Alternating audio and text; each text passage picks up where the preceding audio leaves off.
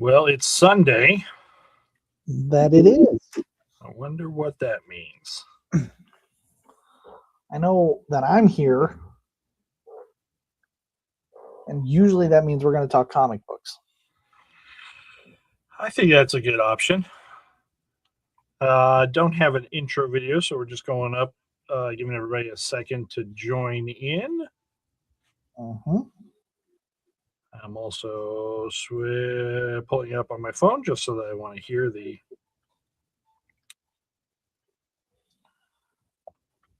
how good our audio is. I'm going to share it. We're still fighting through all of our fun. Mm-hmm. Yeah, your audio sounds better on my phone than it does in my speakers. So that's good. Oh, that's good news. Okay. All right. Welcome. Final orders due means that we live in a world where every single week we have to place orders on comic side of things every Monday at 6:30. So what do? We sign up on this little platform showing off our final order deadline deadline page on our website, which you can get to by iwantmorecomics.com using the shop at the top and final orders due as the menu item. These are all the items that you can order in whatever quantities and whatever versions you'd like to today. And then we'll see them deliver in about a month, just a little bit under a month. A little bit. But we take the time because there's 385 items on here, variants included, to go through things and turn around and highlight some of the stuff. Mm-hmm. Welcome to the show, Dr. Mambo. Hey, Mambo. But yeah, there's a ton. There's certainly options. You got number ones, you got some variants, you've even got some VHS sized weirdness. Yes, I did stray away from a ton of variants, but I thought we'd talk about the big ones. We can start with either number ones, or we can talk about absolutes that are dropping. I let you drive. You tell me where to go. Let's hit up the absolutes and start where we typically start. The biggest universe that is to comics. Do you think they call it the absolute universe so that they'd be at the top of the alphabet every single time? Potentially, yes, and it's working out, so I'm not gonna. I mean, we're not marketing people. These people are smarter than us. That's correct. Absolute comics have a few issues this week. Flash. Yeah, Martian Flash. Manhunter. Yep. Wonder Woman. Mm-hmm. The good ones for me are Derek Chews from Wonder Woman, the Mateus Barraga or Bergara, I'm gonna say. I'm gonna let you stumble.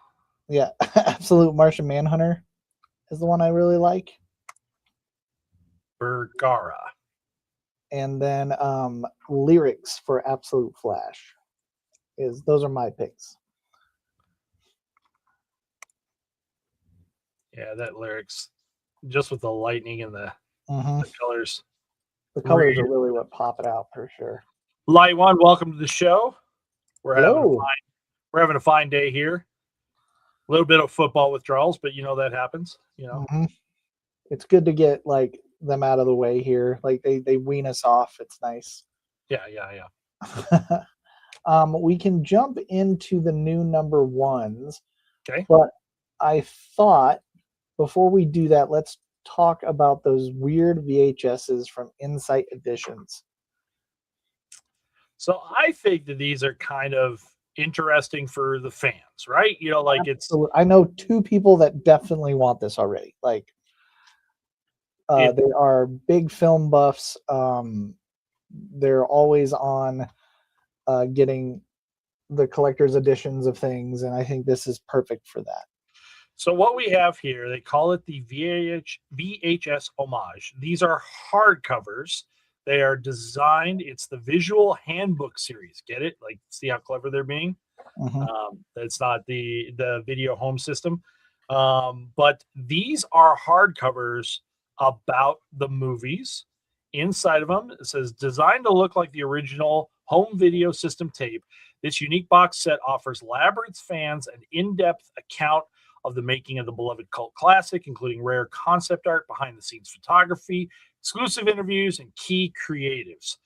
So it's a book celebrating the movie and especially celebrating creation, behind the scenes type stuff like that.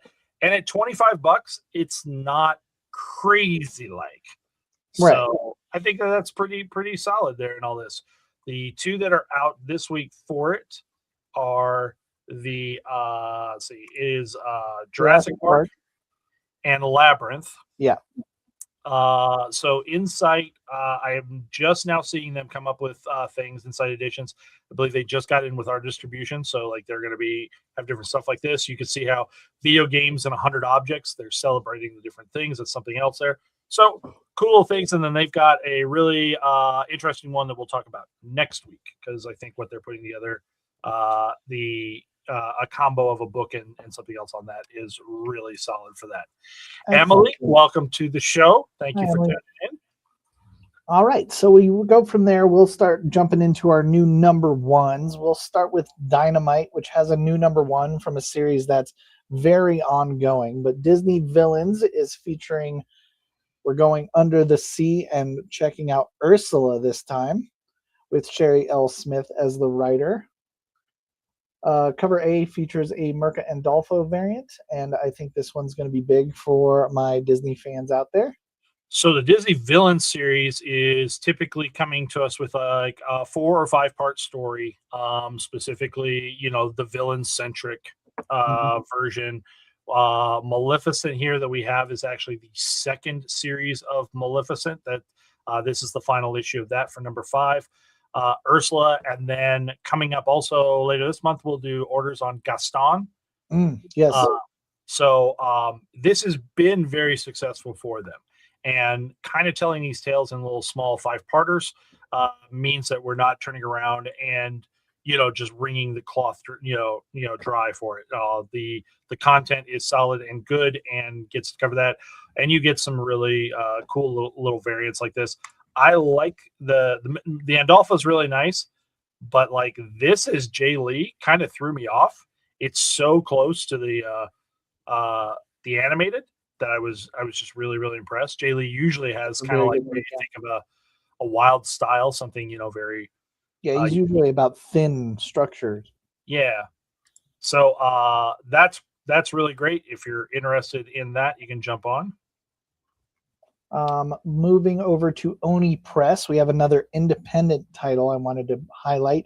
This is independent to you and I, but this is actually from a YouTube video from Glitch Productions that's been watched 330 million times, called Murder Drones. Murder Drones is about a future where there's no longer humans, but it is just robots that have been mining and fixing, and kind of a survival aspect for that. So there's a huge market for it out there, but as comics tend to do, they're kind of under the radar when they release, and I thought I'd highlight that. So if you are a fan of that or know someone that's a fan of that, now's the time to jump on. Very nice on that. And I think, just making sure here and all this, creator Wyatt Kennedy, you may have known, has done some stories inside Marvel Voices, but also did the Image series Knights, that I believe is also issue 18, I think, is out on this FOC this week there. So not somebody who has definitely got credits and chops to back it up. Excellent. Another one I thought was really cool, at least the premise is from Volt Comics. This one's going to be titled Nectar, written by Jeremy Robinson. This is an island off of Salem where a strange species of butterfly have the plague and have a very particular taste for nectar, which is human blood. So it kind of takes a nasty look at butterflies, which I think is going to be pretty fun. This is already I'm seeing a lot of pre-orders on this. I believe it. Many people are jumping into this. The Suspiria Villages Black Bag variant there. It is going to be an adult variant for that. Those for when Vault has done that with previous series have always been a little bit popular. And this in foil, this Jeremy Robinson, I want to see that in foil because just that little spot of color could Mhm. really make that entire thing pop. Agreed. All right. We will jump over to Ignition Press with another number one. I've been impressed with Ignition and their ideas for stories. This is called The Other Half. This is a couple who is kind of the opposites attract style. There's one hoity-toity rich gentleman married to a gritty detective. Unfortunately, the detective is framed for murder, and with the help of his husband, now has to go out into the streets and try to clear his name. And they kind of have to work. It's kind of like a wholesome whodunit storyline. I think it's right for intrigue, and I think it'll be a good story to boot. Joe Eisma, who is your cover artist there on this, and interior artist. Most of you will remember from Morning Glories. Mm-hmm. Excellent pull. All right, let's look at something a little familiar with a fun twist. Dark Horse Comics is going to be releasing a Usagi Yojimbo Kaito with the caveat of the 84 number one. So it is Usagi set in 84, which I love. Anything 80s, call me a sucker, but it works for me. Ninjas in 80s, I'm in. It's easy to default to a Stan Sakai cover on Usagi. Like that's a real easy. You're never going to be wrong in life. But Jim Rugg doing this Miami Vice is just stellar with the 80s colors. The palette's right. And the car. Come on, like everything about it, man. Everything. There's no way one of these runs today, but everybody remembers that there. So little 5-parter here for Usagi in the modern landscape instead of his previous roots out there. All right. We'll move from there to Mad Cave Studios with their new number one, which is Ted Okay? This is going to be kind of a spiritual thriller, clouded in the skin of, let's call it Wall Street kind of stuff. It's about two people, Ted and Sarah. Ted is working for a trillionaire, but Ted has a lot of weird tendencies and is kind of unique in the aspect that he only listens to one song and illustrates the same figure over and over again. And Sarah is kind of a down-to-earth person fighting her demons, inner demons about addiction and things like that, but her job is to make sure that Ted doesn't break.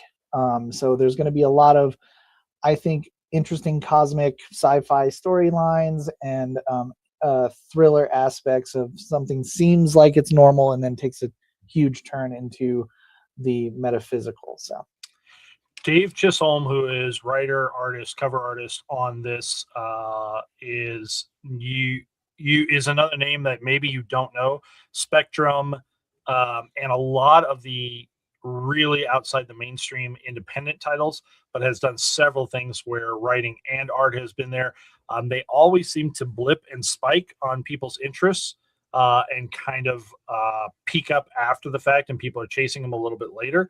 But I also wanted to give a second here to the Christian Ward B cover, because there's just the arts. Christian Ward does such amazing things, and this playing in this palette just works really well for this, and for what you described in that story seems to be pretty spot on. Excellent.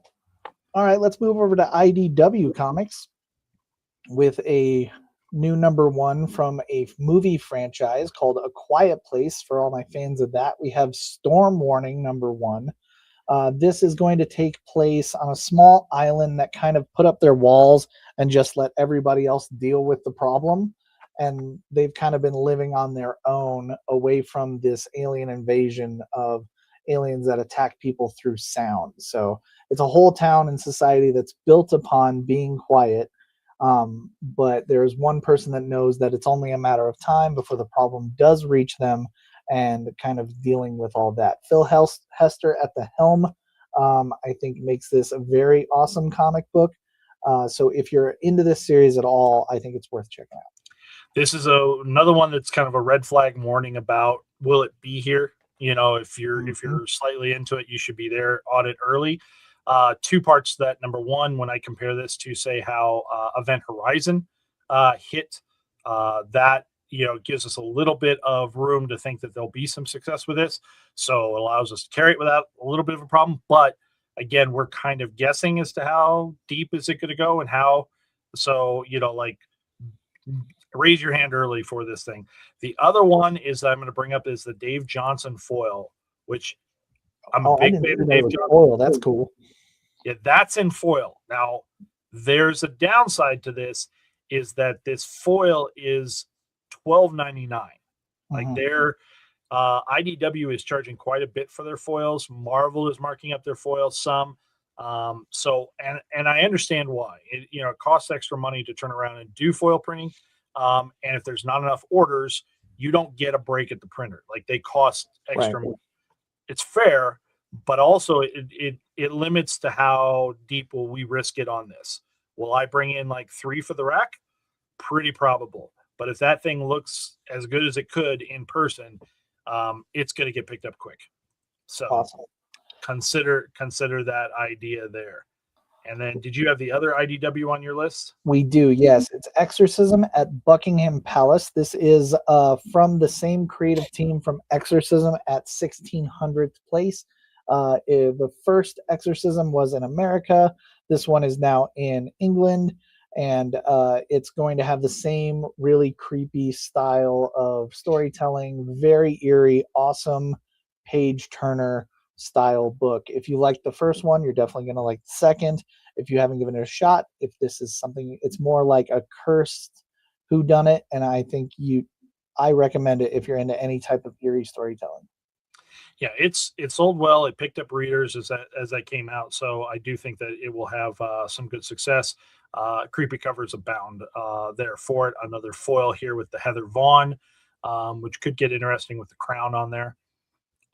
While I don't want to derail your number ones, IDW has a couple things here that I want to highlight, which is Beneath the Trees Where Nobody Sees hardcover and The Rites of Spring hardcover. These are special edition hardcovers for the direct market. They won't be in the mass market stores. Both of these are being offered as a thank you for how successful the book has been here in comic book stores. So these hardcovers are on the pipe there, $29.99 each. They cover the first 2 volumes of the story. I gotta imagine that there's the probability that they're going to come back with more for that, the success. Although I didn't read the end of Rites of Spring, so I don't know if there's room to continue to tell stories. And then I was going to bring up Godzilla versus America. Yeah, I saw that too, so I'm glad you're going to talk about it. So Godzilla versus came out as it's been a series of one-shots. The first series was Boston, Chicago, Kansas City, and Los Angeles. We all remember the Los Angeles one was the one that they gave additional money as part of the LA fires, what was going on out there. And you do have the new number one from Portland here to order this week too. But these are reprinted hardcovers for this. And the best I can put the information together on this one, I think these are like, remember when DK3 did the individual issues as hardcovers? It feels like it's that. It feels like these, because again, hardcovers at $12.99, that's a pretty low price. It's very low for a hardcover. So it's it feels like a little bit of like a reprint, because each one of these was only a single issue. But it's a special edition of each one of those. I would assume that the extra pages inside of it, I was trying to remember if it actually said anything here. It doesn't say anything specific about that, but I would assume that it includes extra pages with the script. Yeah, a little bit of script and a little bit of the variants that were out there. Oh yeah, the variant covers, yeah.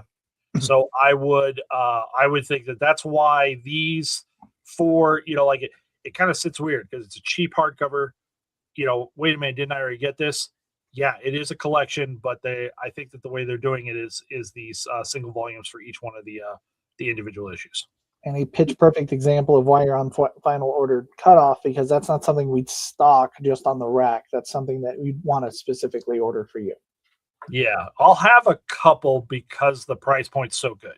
Like it's really reader friendly. I like that. I appreciate that. I want to support that from when And there's definitely a secondary market for Godzilla fans, like where they just want the hardcover, like they wouldn't even be interested in the singles.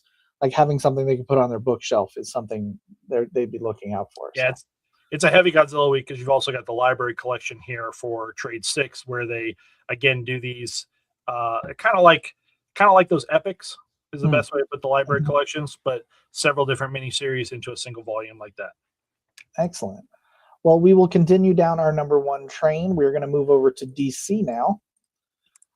We have one from Vertigo, which I wanted to talk about, the Pearl of Brutal Dark, an Ezra Kane mystery. Chris Condon's taking on this noir style, and from what I've read on it, it's basically Sin City meets Indiana Jones. So it's the two of those kind of things combined. It is a noir detective trying to find, he's a beat cop kind of style guy, but he has a master's in archaeology, and that leads him into trying to hunt down artifacts that have been stolen, which turns kind of from noir detective into sci-fi adventure, which I think will be pretty unique. This creative team, I was shocked when I went back and realized how old their last book together was, because I thought, my mind said, oh, that just happened, right? But that Texas Blood is like almost 5 years old now from when it last came out. But if you guys remember that Texas Blood, this is the exact same creative team doing that. So the kind of pulpy way that they can tell a story. Variants are absolutely fantastic here, where again the Jacob Phillips on the main and the foil. This Alvaro Martinez Bueno is a connecting cover for all of the DC Vertigos. So you can turn around and have kind of like this nice little theme for the relaunch here. And then it's really torn as to whether Hayden Sherman or like Tula Lotay really delivers pulp better on these covers. It is a fight. That's so solidly done. And then I guess this Sean Phillips guy. Yeah, and then there's Sean Phillips, Just Sean Phillips, no big deal. Just coming over from Criminal real quick to drop a just stopping by. No big deal. Our next one from DC Comics actually comes off of a mini series they did called New History of the DC Universe. This will focus on the Dakota Incident. This is absolutely for DC lovers like me.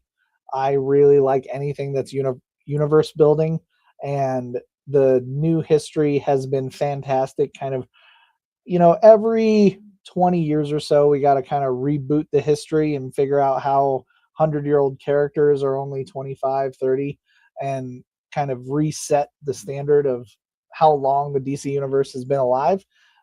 So this is just a retelling of those scenarios, and this one will kind of feature the Black History Month Dakota Incident, breaking out into all of those stars from that era. You're going to see so much here that's that DC milestone. Yeah, it's all there. Milestone. Yeah, it's there. It's to give highlights. It's a universe that doesn't get enough appreciation for the storytelling that was done in it. Had amazing creators, and many of them are over here. Joseph Illidge, Draper Ivy, and then one of the big deals to me here is that the Dennis Cowan variant just fits so well.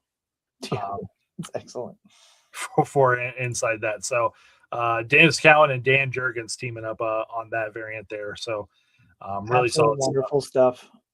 And next up, one more thing before we jump into Marvel, because I think we want to talk about this for a little bit. But Piranha Publishers is putting out something called Comics the Magazine. And Richie doesn't even know what I'm going to announce about this.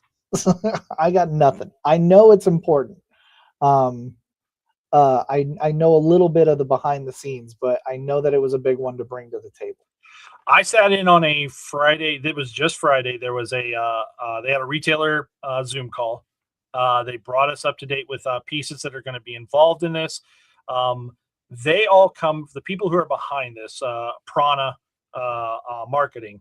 It comes from an area of marketing, literally, where they have been helped promote SourcePoint Press, Z2 Comics, various other smaller publishers, and help them reach and get a lot of also really good information about how the market is. It's more than just, hey, I can send you some newsletters and all this. Let's talk about where people are responding and where things are going.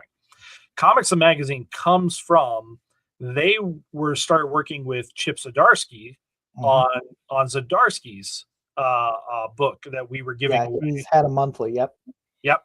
Here's the problem. Chip might have gotten too big for a moment. I don't know if you've seen some of his announcements and where he's starting to talk, but Chip is about to take on a massive creator role at Marvel. Yeah. And it was going to cause the magazine just not to get the attention that they wanted to. So through a little bit of metamorphosis and a little bit of ideas, people that are involved in this have now come over to Comics the Magazine. Comics the Magazine is the spiritual rebirth of Wizard Magazine. It is meant to be the type of thing that you get in the store and that you talk about what's happening in comics. You get to see little previews. You get to see a little bit of extra content. Inside this one, obviously, there's a huge article about Absolute Batman. I mean, if you're going to be smart in the industry right now, why wouldn't you kick off with an Absolute Batman kind of thing?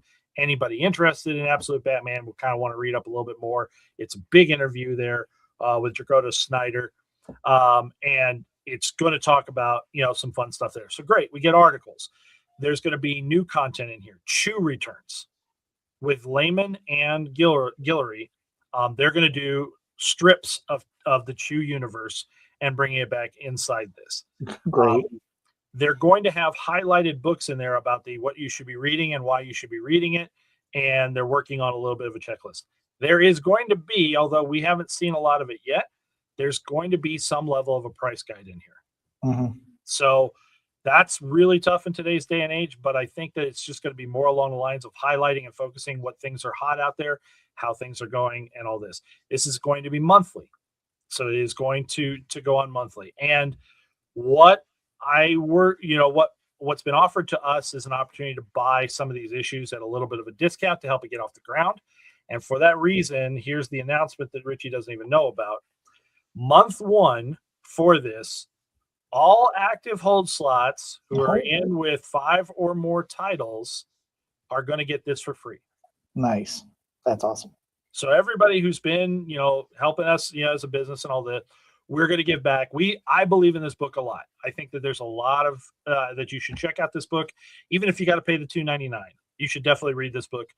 But for hold slots, the first month at least will be free at $2.99. Again, small little caveat. It's for hold slots that are active, good standing, and have 5 or more titles on their pull.